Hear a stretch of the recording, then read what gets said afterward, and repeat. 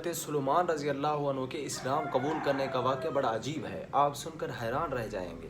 حضرت فرماتے ہیں کہ میں چت کبرے گھوڑے کی عبادت کرتے تھے میرے خاندان کے لوگ، تو میں اس کو جو ہے نا نیک اچھا جو ہے نا نہیں سمجھتا تھا کہ یہ جو ہے نا ان کی عبادت یہ فضول بات ہے، تو میرا جو ہے نا دل مطمئن نہیں تھا اس کے اوپر۔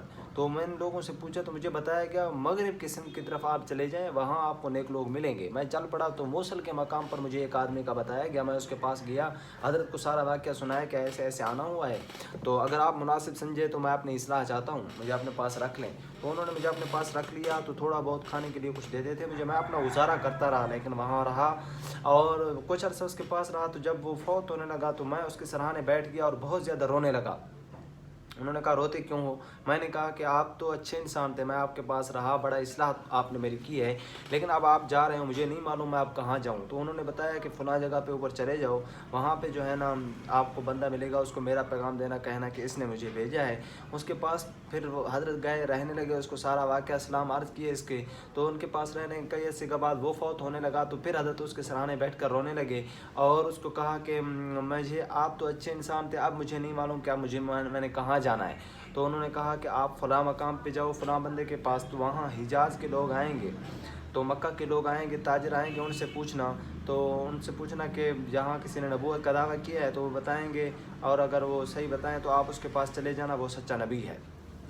حضرت گئے اس کے پاس، تو اس نے جو ہے نا وہاں پہ ان کی اصلاح کی اور وہ فوت ہونے لگے۔ تو انہوں نے کہا کہ اب آپ میرے مقام پہ رہنا، یہاں پہ لوگ آئیں گے، ان سے دریافت کرنا محمد کے بارے میں۔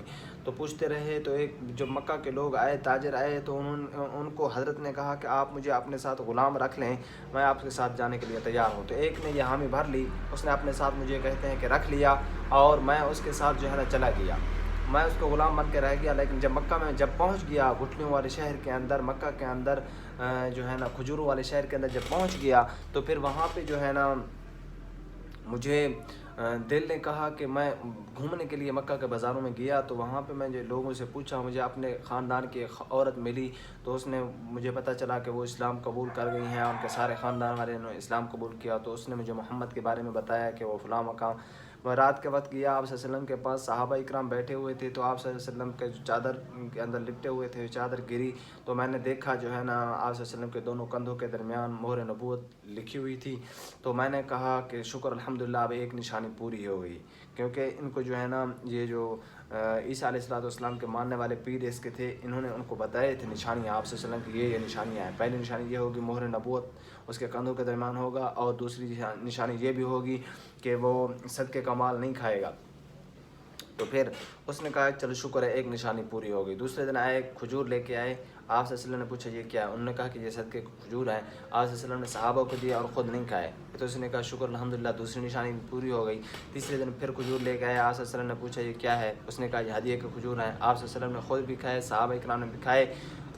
اس کے بعد اس نے کہا کہ اشہد ان لا الہ الا اللہ و اشہد ان محمد عبدہ ورسولہ، میں محمد تیرے اوپر ایمان لایا ہوں اور مجھے شکر ہے سچی تحقیق مل گئی ہے۔ تو آپ صلی اللہ علیہ وسلم کے اوپر ایمان لانے کے لیے یہ کہاں سے کہاں تک پہنچے، کن کن حالات سے گزرے، لیکن سچائی کو تلاش کر لیا۔